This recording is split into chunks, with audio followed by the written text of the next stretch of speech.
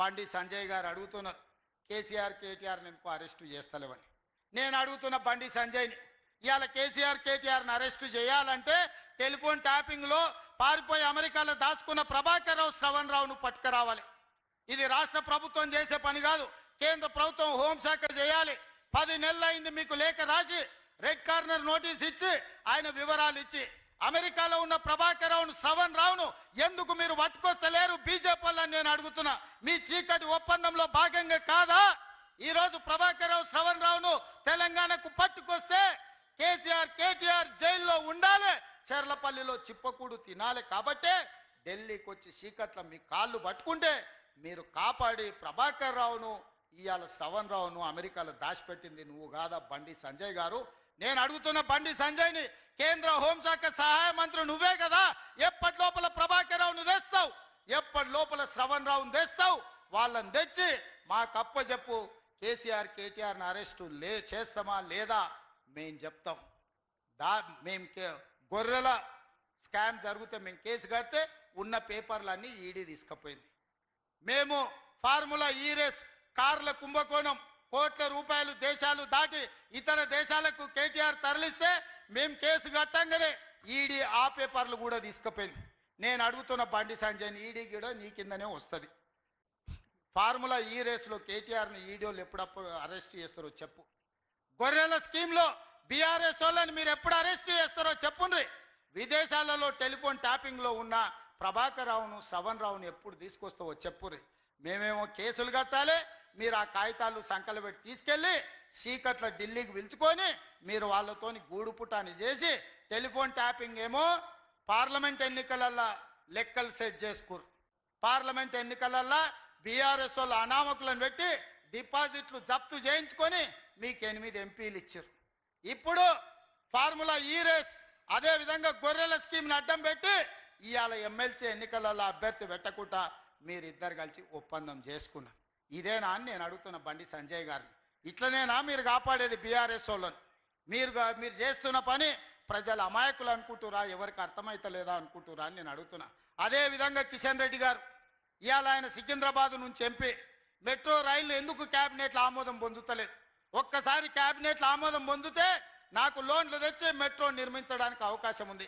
నాకు అనుమతి ఇవ్వకుండా క్యాబినెట్లో పెట్టకుండా తాజాగా ఢిల్లీలో ఉండే మంత్రులను బెదిరించింది కిషన్ రెడ్డి కాదా? హైదరాబాద్ మెట్రోకు రాకుండా అడ్డుకుంటున్నది కిషన్ రెడ్డి కాదా? నేను కిషన్ రెడ్డి మీద సూటిగా ఆరోపణ చేస్తున్నా. అదే విధంగా మూసీ రివర్ ఫ్రంట్ ఇవాళ గుజరాత్లో సబర్మతి రివర్ ఫ్రంట్ మోడీ కట్టుకున్నాడు.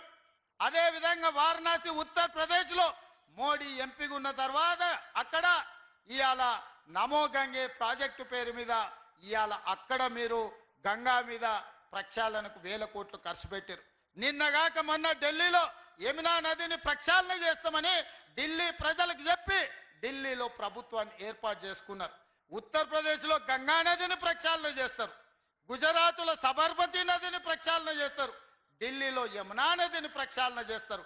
కానీ రేవంత్ రెడ్డి మూసీ నదిని ప్రక్షాళన చేస్తా అంటే మీరు అడ్డుకుంటారు. కేంద్ర ప్రభుత్వం నుంచి అనుమతి ఇవ్వరు, ₹1 నిధులు ఇవ్వరు. ఇదేనా కిషన్ రెడ్డి నీ నీతి, నీ జాతి అని చెప్పి నేను కిషన్ రెడ్డిని అడుగుతున్నా. అన్ని రాష్ట్రాలలో రోడ్లు వేసుకున్నారు, గుజరాత్కు బుల్లెట్ ట్రైన్ తెచ్చుకున్నావు, మాకు మాత్రం రీజనల్ రింగ్ రోడ్డు కోసం సగం ఇచ్చి సగం ఇయ్యక ఈ రోజు అడ్డుకుంటున్నారు. భూసేకరణ చేస్తుంటే మీ ఎంపీ ఈటెల రాజేందర్ పోయి అడ్డం బండుకుంటుండు. నష్టపరిహారం ఇవ్వాల్సింది కేంద్ర ప్రభుత్వమే.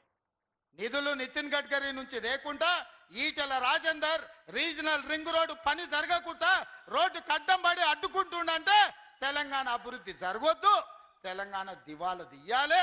అప్పుడే రేవంత్ రెడ్డిని బద్నాం చెయ్యాలని ఈటెల రాజేందర్ కిషన్ రెడ్డి కలిసి కుట్రలు చేస్తున్నారు. ఇవాళ 10 ఏళ్ళ 12 ఏళ్ళ మీరు ఏం తెచ్చిరని నేను అడుగుతున్నా కిషన్ రెడ్డిని. ఇవాళ హైదరాబాదులో రోడ్లు విస్తరించిన, హైదరాబాద్కి గోదావరి జలాలను 20 టీఎంసీలు తీసుకెళ్తున్నా. ఇవాళ కృష్ణానది జలాలను మేము తెచ్చినాం, ఆనాడు గోదావరి జలాలు మేము తీసుకొచ్చినాం. ఇవాళ మూసీ నదిని ప్రక్షాళన మేము చేయాలనుకుంటాం. మెట్రోని విస్తరించి ఆనాడు మెట్రో కట్టింది మేమే, ఈనాడు ఇంకా 100 కిలోమీటర్లు మెట్రోను విస్తరించాలనుకుంటున్నది మేమే. ఫ్యూచర్ సిటీని, సైబరాబాద్ సిటీని కట్టింది మేమే, ఫ్యూచర్ సిటీని కట్టాలని ప్రయత్నం చేస్తున్నది మేమే, ఫ్యూచర్ సిటీ వరకు మెట్రో వేయాలనుకుంటున్నది మేమే. కిషన్ రెడ్డి గారు నువ్వేం తెచ్చినావు కేంద్ర మంత్రి వై అని నేను అడుగుతున్నా. ఏ మోకం పెట్టుకొని ఇవాళ పట్టభద్రులను ఓట్లు అడుగుతావు కిషన్ రెడ్డి? నీ మోసం నీ దగా తెలియదా?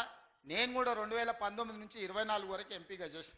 మీ బీజేపీ ప్రభుత్వంలో ఉన్న కేంద్ర మంత్రులు చాలా మంది నాకు కూడా దోస్తులే, పార్లమెంట్లో నాతో పనిచేసి. ఢిల్లీలో వాళ్ళని కలిసినప్పుడు అలా చెప్తారు, ఒరే నాయన నువ్వు మాకు బాగా తెలుసు, హైదరాబాదును బాగా అభివృద్ధి చేస్తే విశ్వనగరం అవుతుంది, మాకు చెయ్యాలనే ఉంది, మంత్రివర్గంలో పెట్టి మీకు చేద్దాం అనుకుంటే మీ కిషన్ రెడ్డి వచ్చి అడ్డం పడుతుండు, మీరు అట్లెట్లు ఇస్తారు కాంగ్రెస్ ప్రభుత్వానికి, మీకు రేవంత్ రెడ్డి దోస్త్ అయితే ఇవన్నీ ఇస్తారు, అట్లెట్లు ఇస్తారు, మీ సంగతి చూసుకుంటానికి కిషన్ రెడ్డి పంచాయతీ పెట్టుకుంటుండు. కిషన్ రెడ్డి అడ్డం పడ్డందుకే మీ మెట్రో రైలు క్యాబినెట్లో పెట్టలేదు, మూసీకి మీకు నిధులు ఇవ్వలేదు, మీ రీజనల్ రింగ్ రోడ్డు పన్నులు ముందుకు పోతలేవు, మీ పాలమూరు రంగారెడ్డి ఎత్తిపోతలకు నీటి కేటాయింపులు జరగలేదు, సీతారామ సమ్మక్క సారలమ్మ ప్రాజెక్టులు కుంటుబడినాయని చెప్పి మీ మంత్రులే స్వయంగా నాకు చెప్తున్నారు. కిషన్ రెడ్డి గారు ఎన్ని రోజులు మభ్యపెడతావు? కిషన్ రెడ్డి గారు ఎన్ని రోజులు?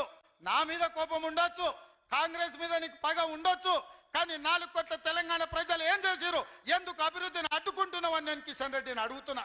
ఒకవేళ నువ్వు నిజాయితీ పరుడివే అయితే, నీకు చిత్తశుద్ధి ఉంటే ఈ రోజు చెప్పిన మెట్రో రైలు, మూసి ప్రక్షాళన, regional ring road, Palamuru Rangareddy ఎత్తిపోతల పథకానికి నీళ్లను ఎప్పటిలోగా తెస్తావో తారీఖు చెప్పు. తారీఖు చెప్పినాకనే నువ్వు ఓట్లు అడుగు, లేకపోతే ఓట్లు అడిగే అర్హత నీకు లేదు అని చెప్పి నేను కిషన్ రెడ్డికి చెప్పదలుచుకున్నా. అందుకే మిత్రులారా, నేను చెప్పిన వాస్తవాలను ఆలోచన చేయండి. నేను ఎవరిని తిట్టదలుచుకోలే, నేను ఎవరి మీద పడదలుచుకోలే, కానీ తెలంగాణ రాష్ట్రానికి జరుగుతున్న నష్టాన్ని కష్టాన్ని మీకు చెప్పకపోతే ఎవరికి చెప్తాం? ఈ పట్టభద్రులే కదా ఆనాడు తెలంగాణ ఉద్యమంలో ముందు బాగానే నిలబడి ఉద్యమాన్ని ఉవ్వెత్తున లేపింది, తెలంగాణ రాష్ట్రాన్ని సాధించింది. తెలంగాణ రాష్ట్రాన్ని సాధించిన పట్టభద్రులారా ఆలోచన చేయండి. వచ్చిన రాష్ట్రాన్ని అభివృద్ధి చేసుకునే బాధ్యత మన మీద ఉన్నదా లేదా?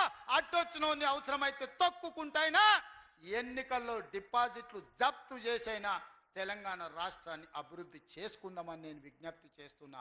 ఈ కార్యక్రమంలో నాకు అండగా నిలబడండి. నాకు నిన్నగాక మొన్న వచ్చింది 10 నెలలు కాలే, నేను సరిగ్గా పరిపాలన చేయబట్టి. 10 ఏళ్ళు చేసినోడు నా మీదనే పడతాడు, 12 ఏళ్ళు చేసినోడు నా మీదనే పడతాడు. చీకట్లో ఇద్దరు కలిసి కుమ్ముక్కు అవుతారు, అల్లాయి బల్లాయి చేసుకుంటారు, ఫెవికాల్ బంధం ఫెవికాల్ లాగా అతుక్కుంటారు, ఇద్దరు కలిసి వచ్చి నా మీద పడతారు. ఇది న్యాయమా? మీరు ఆలోచన చేయండి. నేను ఎవరిని? మీ సోదరుని. నేను కూడా అక్కడ మీ మధ్యలో కూర్చున్నోనే. మీరు ఆశీర్వదిస్తే నేను ఇక్కడికి వచ్చిన. మీ వాడిని నన్ను ఇట్లా కుట్రలు చేస్తుంటే కాపాడుకోవాల్సిన బాధ్యత, గెలిపించుకోవాల్సిన బాధ్యత మీ మీదనే ఉన్నది. ఈ ఎన్నికలు నావి కాదు, ఈ ఎన్నికలు పట్టభద్రులై, ఈ పట్టభద్రుల తరఫున వారధిగా సారథిగా ప్రభుత్వానికి అనుసంధానకర్తగా నరేందర్ రెడ్డి ఉంటాడు. నరేందర్ రెడ్డిని ఎన్నికలు గెలిపించండి, మీ సమస్యల్ని పరిష్కరించే బాధ్యత నేను తీసుకుంటా. ఆదిలాబాదును ప్రత్యేకంగా గుర్తించి మా ప్రేమ్ సాగర్ రావు గారు చాలా విషయాలు ఎకరువు పెట్టిండు. ప్రతి విషయంలో ప్రత్యేక సమీక్ష పెట్టి అధికారులందరినీ పిలిపించి వారు ఏ ఏ విషయాలైతే ఈ ఆదిలాబాదు ప్రాంతానికి కావాలని కోరిండో అన్నిటిని మంజూరు చేపించే బాధ్యత నేను తీసుకుంటాను తెలియజేస్తూ మీ అందరి దగ్గర సెలవు తీసుకుంటున్న మిత్రులారా, ఇన్ని వేల మంది ఇన్ని గంటలైన కూర్చొని అండగా నిలబడ్డందుకు మీకు ధన్యవాదాలు తెలియజేస్తూ మీ అందరి దగ్గర సెలవు తీసుకుంటున్నా. జై కాంగ్రెస్.